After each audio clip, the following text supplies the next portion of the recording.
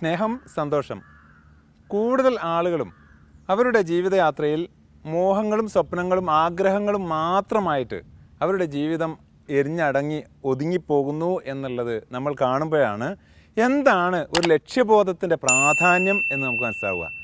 എൻ്റെ ജീവിതത്തിൽ ഞാൻ മനസ്സിലാക്കിയിടത്തോളം കഴിഞ്ഞ 2010 ശേഷമുള്ള ആ ഒരു 10-11 വർഷക്കാലം, ഇപ്പോൾ 12ാം വർഷത്തിലേക്ക് കടക്കുന്ന ഈ സമയത്താണ് ഒരു കൃത്യമായ ലക്ഷ്യബോധത്തെക്കുറിച്ച് എൻ്റെ ജീവിതത്തിൽ ഒരു തിരിച്ചറിവ് ലഭിച്ചത്.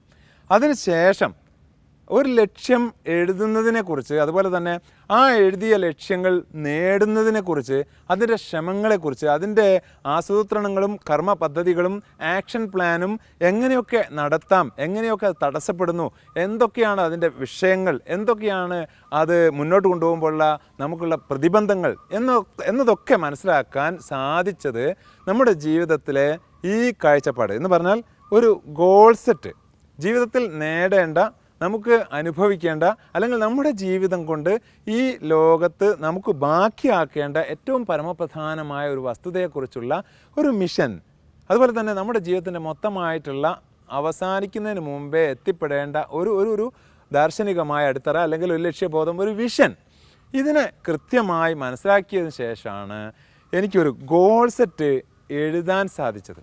അപ്പോൾ ഇതൊരു അനുഭവമാണ് ഞാൻ നിങ്ങളോട് പറയുന്നത്. നമ്മളെ ഗോൾ സെറ്റിനെ കുറിച്ച് വളരെ വ്യവസ്ഥാപിതമായിട്ട് അതിൻ്റെ ഘടകങ്ങൾ, അതിൻ്റെ കാലം, അതിൻ്റെ ഡെഡ് ലൈൻസ്, അത് അച്ചീവ് ചെയ്യുന്ന രീതികൾ, അതിൻ്റെ 7ഓളം പില്ലേഴ്സ്, ഇതിനെക്കുറിച്ചൊക്കെ വളരെ വ്യവസ്ഥാപിതമായിട്ട് ലളിതമായിട്ട് മറ്റൊരു വീഡിയോയിൽ നമ്മൾ പറഞ്ഞിട്ടുണ്ട്. ഇവിടെ പറയുന്നത് നമ്മൾ മോഹങ്ങൾ കൊണ്ടും ആഗ്രഹങ്ങൾ കൊണ്ടും കുറേ ദിവാസ്വപ്നങ്ങൾ കൊണ്ടും നമുക്ക് എവിടെ എത്താൻ സാധിക്കില്ല സഹോദരന്മാരെ, സ്നേഹിതന്മാരെ.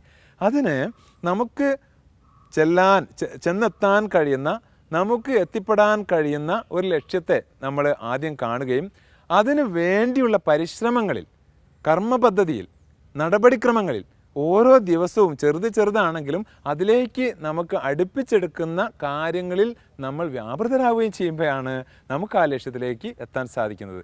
ഇങ്ങനെ കഴിഞ്ഞ 2010 മുതൽ ഞാൻ ഒരു 6-7 ഗോൾ സെറ്റുകൾ മാറ്റി എഴുതാൻ സാധിച്ചു. കാരണം ചിലത് ആദ്യത്തെ ഒരു ഗോൾ സെറ്റ് ഒരു വർഷം കൊണ്ട് അവിടെ എത്താൻ സാധിച്ചു. കാരണം എന്താണ്, അത് പ്രായോഗികമായി നമുക്ക് ഗോൾ സെറ്റ് എന്ന് പറഞ്ഞാൽ ഭയമായിരുന്നു. വലിയ ഹ്യൂജ് ആൻഡ് ഡേഞ്ചറസ് വലിയ ഗോളുകൾ എഴുതുക എന്ന് പറയുന്നത് തന്നെ പേടിയായിരുന്നു. അതുകൊണ്ട് തന്നെ എത്തിപ്പെടാൻ പറ്റിയ മാത്രം, അതിനെ ഒതുങ്ങിയ ആ ഗോൾ സെറ്റ് മാത്രമാണ് ഞാൻ എഴുതി പിടിപ്പിച്ചത്. അതുകൊണ്ട് തന്നെ അതൊരു വർഷം 1.5 വർഷം കൊണ്ട് തന്നെ അത് അച്ചീവ് ചെയ്യാൻ പറ്റി. അതിൽ ആരോഗ്യനിലയുണ്ട്, അതുപോലെ തന്നെ നമ്മുടെ റിലേഷൻഷിപ്പിൻ്റെ ഭാഗത്ത് മെൻറ്റേഴ്സും ഫ്രണ്ട്സും ആയിട്ടുള്ള ആളുകളുടെ നമ്മുടെ ആ ഒരു ബലമുണ്ട്, അതുപോലെ നമ്മുടെ പ്രൊഫഷണൽ അച്ചീവ്മെൻറ്റ്സ് ഉണ്ട്, നമ്മുടെ സാമ്പത്തിക ഉന്നതിയുണ്ട്, ഇതുപോലെ സ്പിരിച്വലായിട്ടും സോഷ്യലായിട്ടും നമ്മുടെ മെൻ്റൽ കപ്പാസിറ്റി അനുസരിച്ചും നമ്മുടെ ബുദ്ധിശക്തി ഉപയോഗപ്പെടുത്തിയും നമ്മൾ നേടുന്ന മറ്റ് നേട്ടങ്ങളൊക്കെ ഉണ്ട്.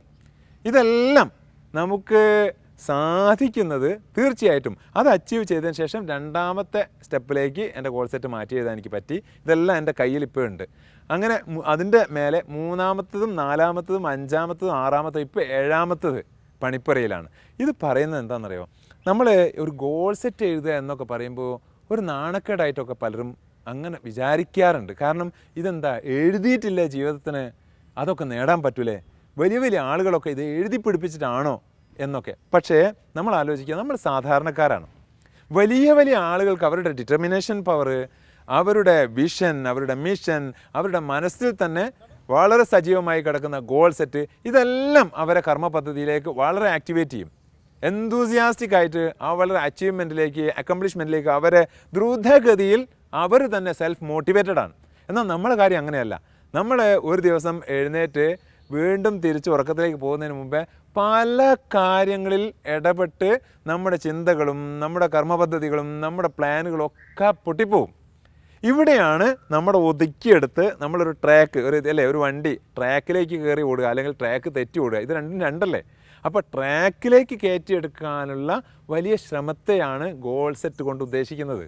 അപ്പോൾ ഈ ഒരു സാധാരണക്കാരെ സംബന്ധിച്ചിടത്തോളം ആദ്യം ട്രാക്കിലേക്ക് എത്തിക്കണം, എന്നിട്ട് ട്രാക്കിൽ ഓടിക്കുക. പിന്നെ പാളം തെറ്റുമ്പം അതിനെ ട്രാക്കിലേക്ക് കൊണ്ടുവന്നാൽ മതി. പക്ഷേ ഒരു ട്രാക്ക് തന്നെ ഇല്ലാതെ ഓടുന്ന വണ്ടികളെക്കുറിച്ച് എന്താ പറയുക? അപ്പോൾ ഞാനൊരു ബോള് അടിച്ച് അവിടെ തന്നെ ഗോൾ പോസ്റ്റ് വെച്ചിട്ട് അതെൻ്റെ ഗോള് എന്ന് പറയാ, അത് എളുപ്പമല്ലേ? അതേസമയം ഒരു കളിയുടെ നിയമത്തിൽ എവിടെയാണ് ഗോൾ പോസ്റ്റ്, എങ്ങനെയാണ് അടിക്കേണ്ടത്, എപ്പോഴാണ് അടിക്കേണ്ടത്, ആ കളിയുടെ ആ ടൈമിൻ്റെ വിസിലൂതി, റഫറി വിസിലൂതി വീണ്ടും തിരിച്ചും അത് സ്റ്റോപ്പ് ചെയ്യുന്ന, എൻഡ് ചെയ്യുന്ന, ആ വിസിലൂതി ഫിനിഷ് ചെയ്യുന്ന കളിയുടെ ഇടയ്ക്ക് തന്നെ അടിക്കണം. അതിന് സമയബന്ധിതമായ ഒരു ഒരു ഒരു ഗോളാണത്. അതുപോലെ തന്നെ കൃത്യമായ ദിശയിലേക്കും ദിക്കിലേക്കുള്ള ഗോളാണത്, അല്ലേ? ഇതുപോലെ തന്നെയാണ് നമ്മുടെ ജീവിതത്തിൻ്റെ എല്ലാ ചെറിയ ഗോളുകളും, എല്ലാ മീഡിയം ഗോളുകളും, എല്ലാ ഹ്യൂജ് ആൻഡ് ഡേഞ്ചറസ് വലിയ ഗോളുകളും. ഇതെല്ലാം കൂടെ ചേരുമ്പോഴാണ് നമ്മുടെ ജീവിതത്തിൻ്റെ അർത്ഥമായ മിഷൻ എന്നൊക്കെ പറയുന്ന നമ്മുടെ ഒരു വലിയ ദൗത്യം, ഒരു ലൈഫ് കൊണ്ട് പൂർത്തീകരിക്കുന്ന വലിയൊരു ജീവിതക്രമത്തിലെ ദൗത്യം പൂർത്തീകരിച്ച് നമുക്ക് തിരിച്ചു പോകാൻ സാധിക്കുന്നത്. അത്തരത്തിൽ ചെറിയ ചെറിയ ഗോൾ സെറ്റിലൂടെ വലിയൊരു മിഷനിലേക്ക് കയറി വരുന്ന, ട്രാക്കിലേക്ക് അതിശീഘ്രം ഓടിക്കൊണ്ടിരിക്കുന്ന വണ്ടികളെപ്പോലെ കൃത്യമായ ലക്ഷ്യബോധമുള്ള ഒരു യാത്ര നമുക്ക് സാധിക്കട്ടെ. നമുക്ക് വീണ്ടും കാണാം, കേൾക്കാം.